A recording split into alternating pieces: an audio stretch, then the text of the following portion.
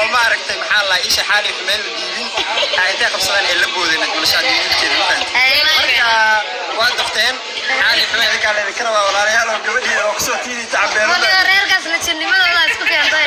ay isku duceeyna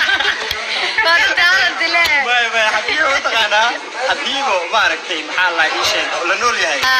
الله يلهي في ما انا غني بري هذا ما يا سومالي حتى الماء هذا احنا ويلكي قلت يا ابتي يا عذربه انا waxaan way hodan ee dunya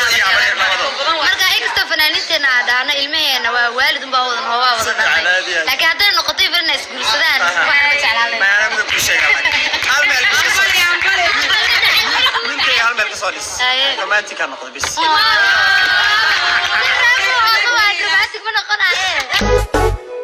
اللهم قرحي وبحيري يا روسكاغني والله يسكو هلي